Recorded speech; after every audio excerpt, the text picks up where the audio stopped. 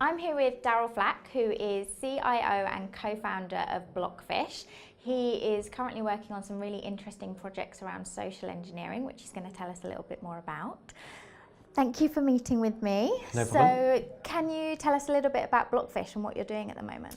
Absolutely. So we're a cybersecurity consultancy.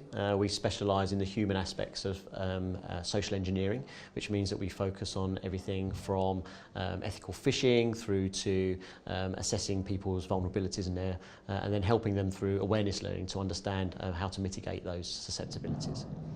So I think this is one of the biggest areas in cybersecurity this year. How did you get into it? I'd worked within the technology space and cybersecurity for around 15 years, and historically cybersecurity was always around the technical things. People felt comforted by buying things that they could see, so buying firewalls or buying antivirus, and it was something that was tangible. But the reality is that as the threats have become more prevalent, some of those defences are being circumvented, and they're being circumvented by utilising people and targeting people. And so that's where I saw an opportunity really to help people to see how they were going to be targeted from the attacker's perspective, to help them to understand what those threats are worth to them and how they can mitigate them. So you've shared some really interesting examples with us this evening. What's your favourite example or one that you use most often? It's probably the one I use for how I got into the business myself. I was working for a large FTSE organisation, and the CFO was on his way into work, and he received an email on his BlackBerry at the time.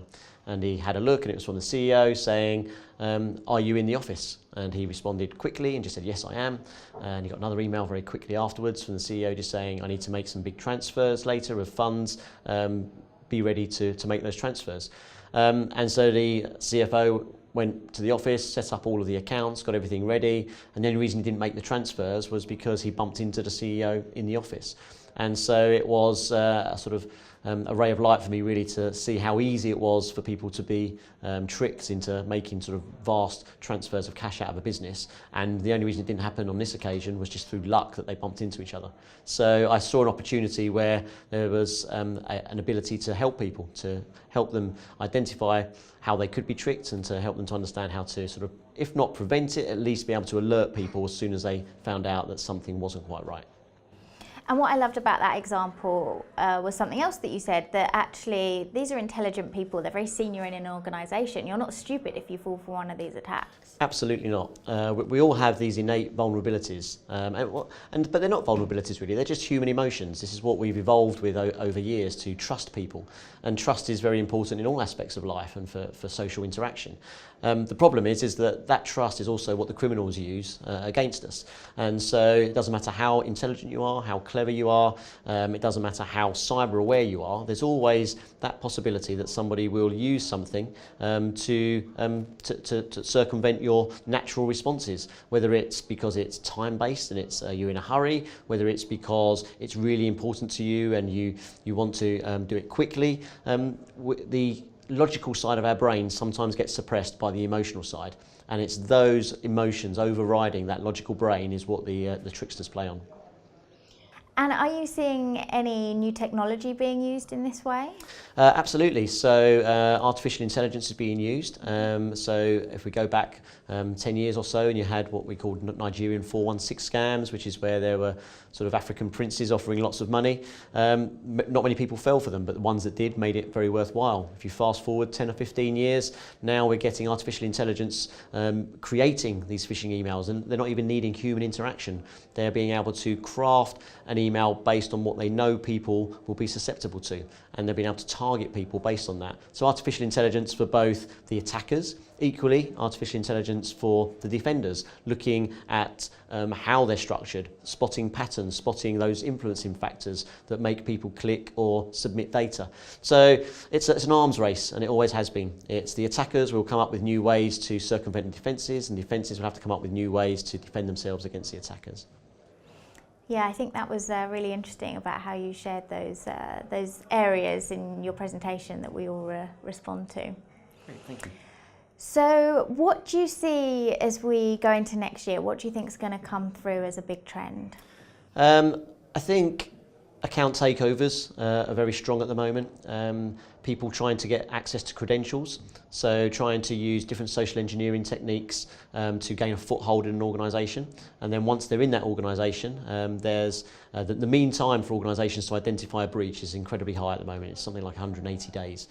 And often that is because it's not because people don't know that something's not right, it's often because they're too fearful of putting their hand up. And I think this often comes from compliance regimes where people have large policies that they're made to read, and if they make a mistake, then the people in charge can say, you've made a mistake, you're at fault, and we're going to discipline you. But that helps nobody, because organisations have then been breached. So our focus really is on training people, and if people make mistakes, that's fine. We want them to learn from those mistakes, and we want them to feel comfortable being able to put their hand up to say that if I've made a mistake,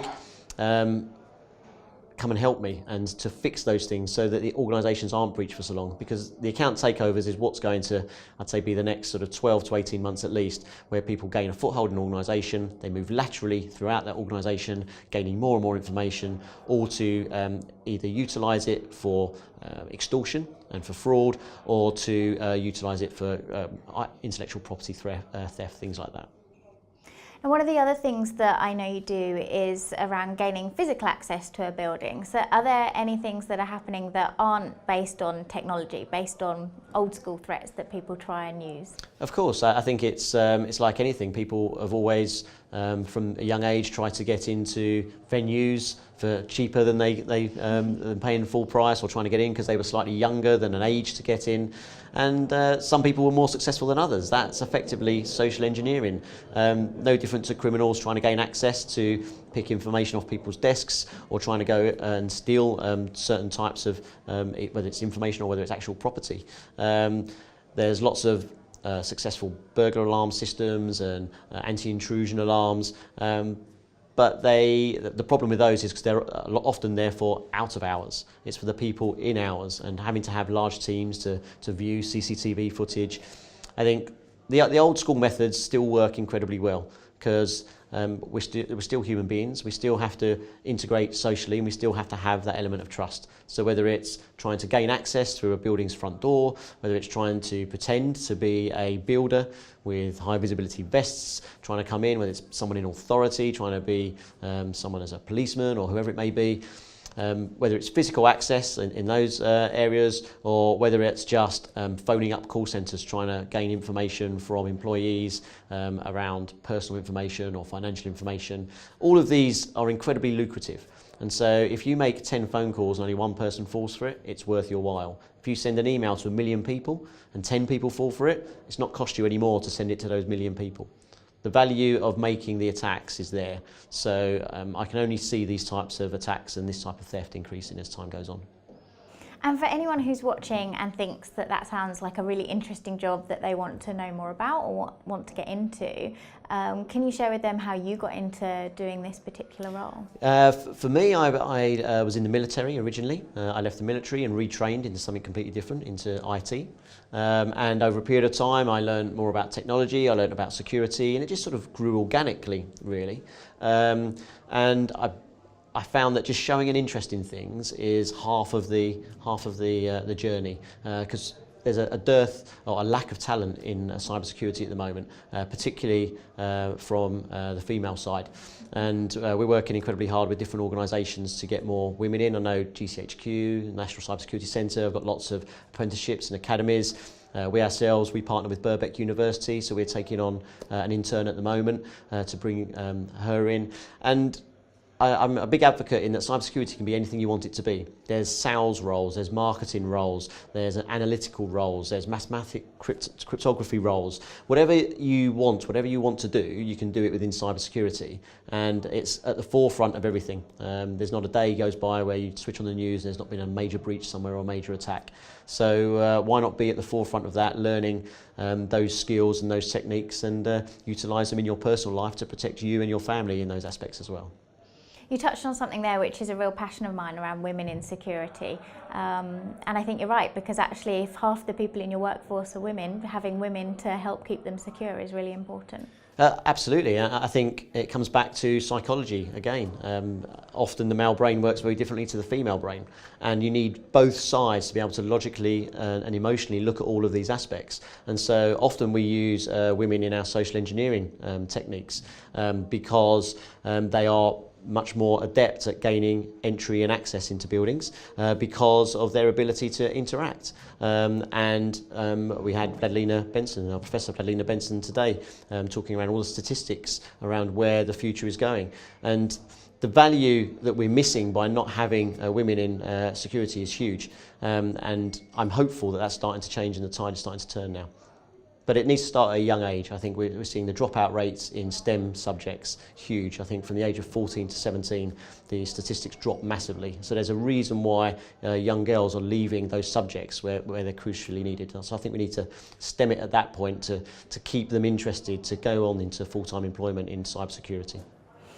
Well, this is something I could literally talk to you about all evening for. It's a really interesting area, and we've done some research recently which says the amount of women is going up, but very slowly. But thank you very much for being with me this evening and for sharing a little bit around what you're doing now and how people can help you with that journey. Great, thank you very much. Thank you.